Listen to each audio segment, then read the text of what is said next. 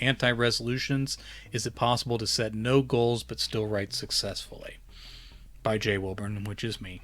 First, we need to define terms. We talk about goals in every aspect of our lives: business, education, personal growth, hobbies, health, fitness, etc. We call them milestones, benchmarks, projections, objectives, and targets.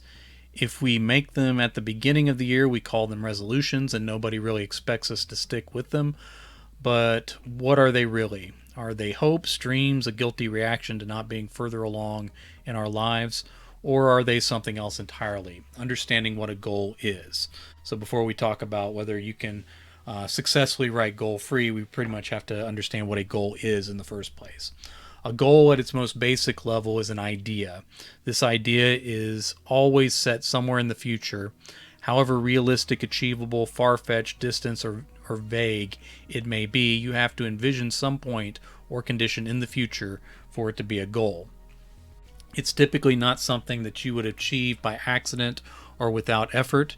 There can't be many examples of people who set the goal of having their business slowly deteriorate as technological advances leave them behind.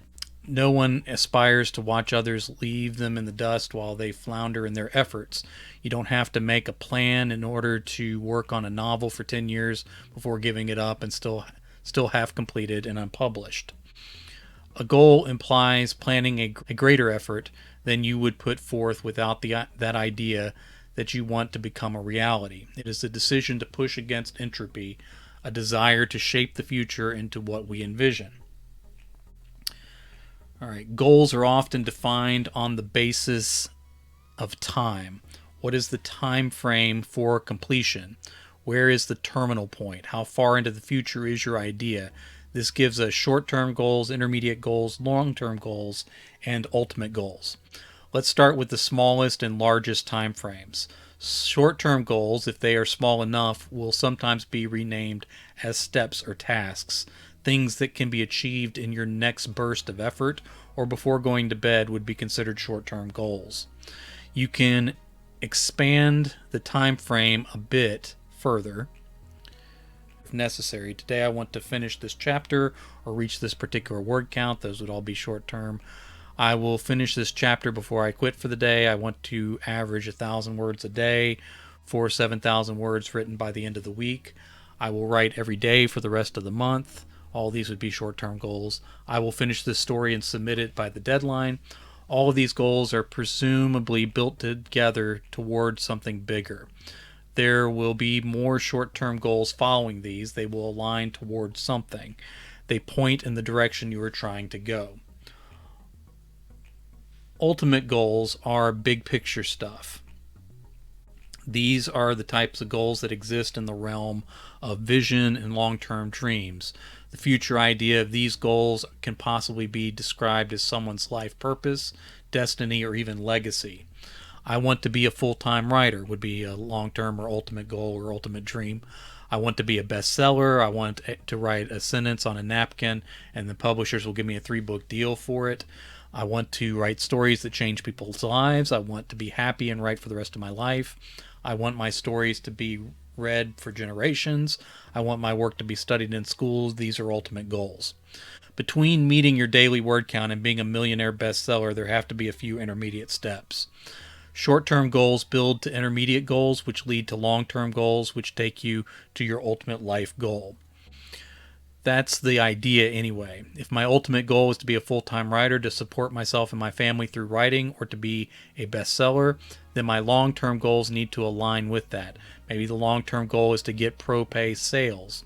Then the intermediate goal could be to submit to pro-pay markets or to take a class on writing. Short-term goals could be to work on stories, watch master classes on writing, research markets and writing programs, or read the work pro-pay markets are buying.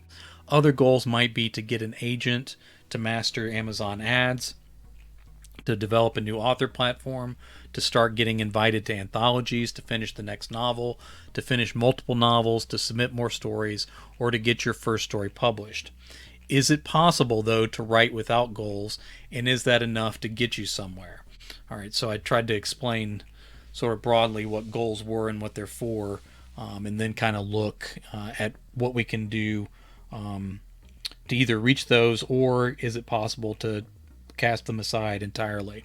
To kind of get to that idea, I started talking about running. So it sounds like a tangent, but it will tie back in here. I have a strange relationship with running. I received a life-saving kidney transplant in early 2017. I have a genetic disorder that causes polycystic kidney disease. My grandmother, father, and brother all had it too. I watched them all die on dialysis. In 2016, my decline in kidney function accelerated. I got on the transplant waiting list and reached total kidney failure at the beginning of 2017. The guy who was my living donor who gave up a kidney for me went to high school with me and was in my wedding party. He is also a marathon runner. He saved my life from a fate I saw play out 3 times over 3 generations of my family. 1 year after my transplant, on the anniversary of the surgery, I ran my first 5K with the guy who gave me the kidney. He was able to walk as fast as I ran it during part of it, but that's not the point of the story. Don't focus on that part. Just pay attention to how inspiring I am. 8 months after that, I ran my first half marathon with my donor. He finished the race, ran back to where I was, and ran the rest of the way to the finish line with me again. In the pictures, he looks all fresh and vibrant, while I look like I'm about to pass out, because I was about to pass out. I have no idea what runner's high is. I feel rough while I'm running, and I feel rough after I run. So why do I do it if no one is chasing me? The average time between live donor kidney transplant and kidney failure is 13 years. High blood pressure lowers that number. Being overweight lowers that number.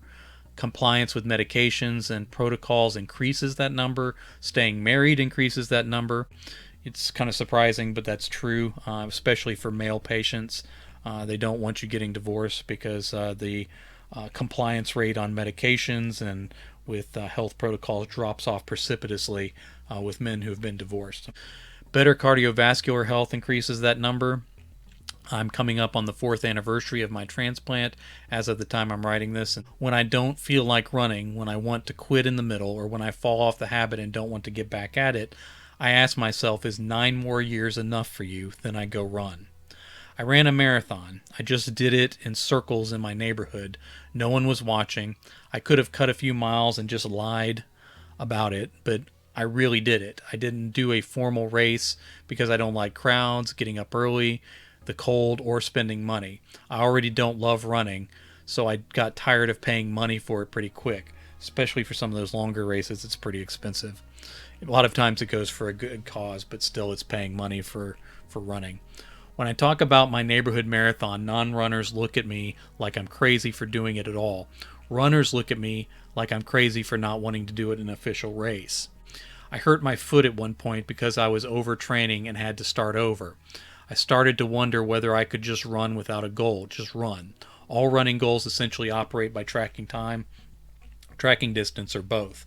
Was it possible to do it without paying attention to either one? That foot injury kind of convinced me not to gear my running around formal races, and partly that was because it kind of threw off the training. So I hurt my foot and had to wait a while and then come back into the training. The half marathon was still coming up, and if I didn't have that half marathon, I would have started over from the very beginning of the program and slowly worked my way back up. But I had this set date on when the half marathon was going to be, so I had to fix my training around that. So I kind of had to gear up faster than I would have, and I wasn't ready for that half marathon. I didn't have the endurance. I wasn't prepared enough for it. I trained a good bit, but again, I was having to start over. And so I just went into it and hoped for the best. It gave myself more rest time. And I was pretty gassed before the end of that race. So again, if I hadn't hurt my foot, or if I hadn't had that race at a set time when I hurt my foot, I would have trained in a different way. And so it kind of convinced me that not running those official races was actually better for me. But at the same time, then the motivation falls on me. I have to motivate myself. Lynch Hunt is a fitness guru. One of his principles is that you can't manage what you don't measure, and you can't change what you don't track. Lynch Hunt's actually a pretty interesting guy. He actually went to prison. He was involved with drug dealing in his youth and went to prison And while he was in prison, he decided to change his life. Now, of course, everybody makes these choices in prison sometimes, and very few of them follow through. But he really studied and came up with how you make changes in your life in terms of how you set vision and that kind of thing. He came out. He opened his own gym, helped people change their lives both with fitness and in other ways. He's written books, and he's helped other people that were kind of in similar situations for him. But he's big on measurement, the idea that you set goals because you have to be able to measure what you're doing in order to improve. Now, back to the running analogy, if I just run until I feel like stopping, I'll stop before I get to the mailbox. I really, deep down in my core, my psyche doesn't like running. If I run without tracking distance, I might risk another overtraining injury by running too far, too many days in a row, or running at too hard of a pace. I'm still captivated by the idea, though, and I haven't abandoned it entirely. So I'm still kind of thinking about like what would free running look like in practice in a situation like mine, but I haven't figured it out yet.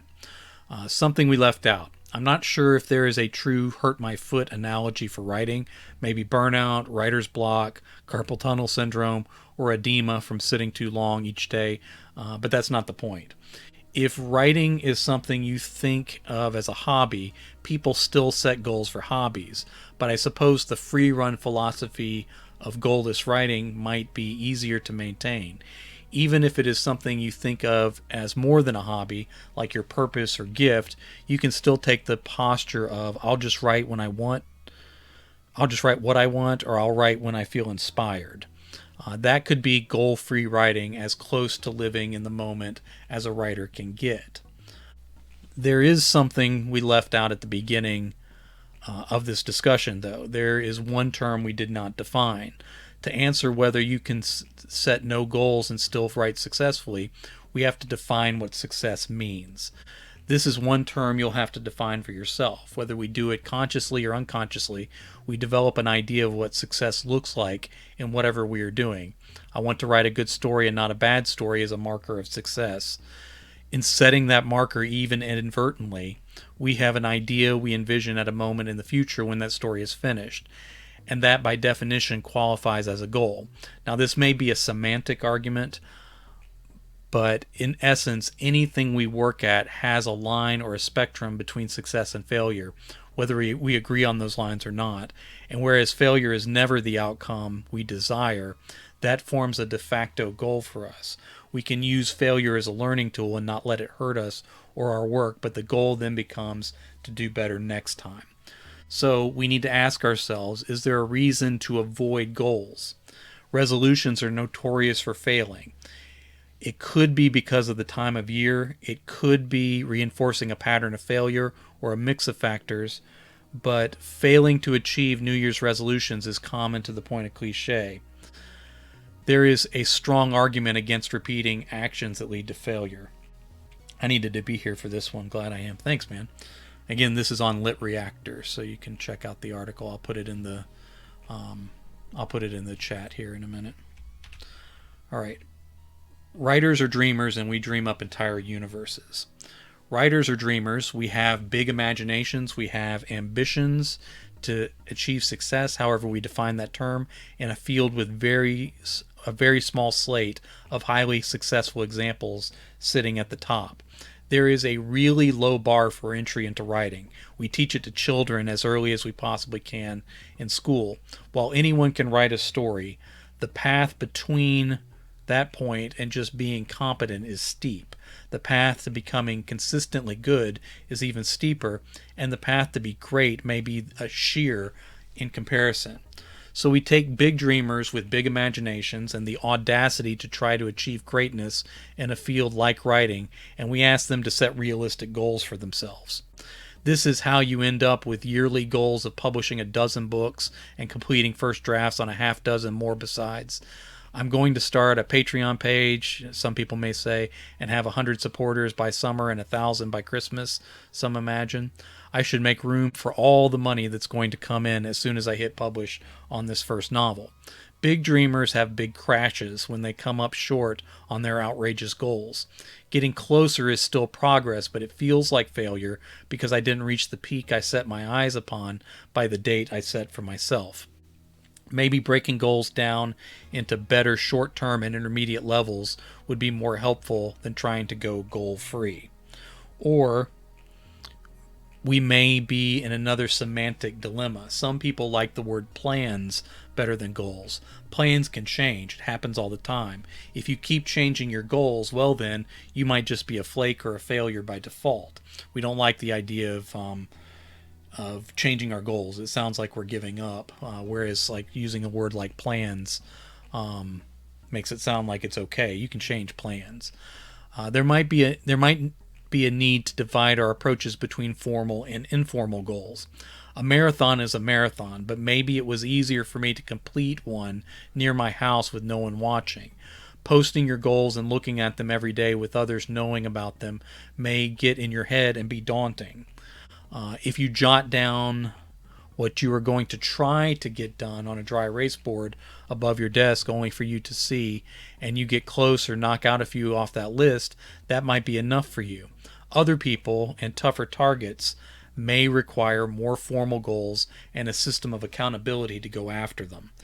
Even if you are casual about your approach to writing, you probably have an idea of success somewhere in your mind.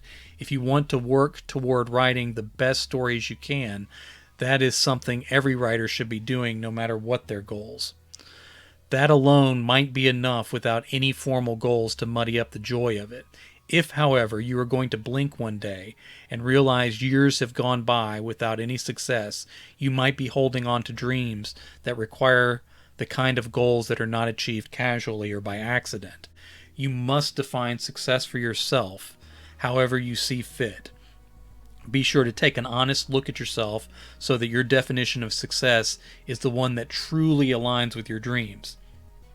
Then be honest with any goals you choose to set so that they serve to facilitate your progress toward that success and not into a pattern of failure or discouragement.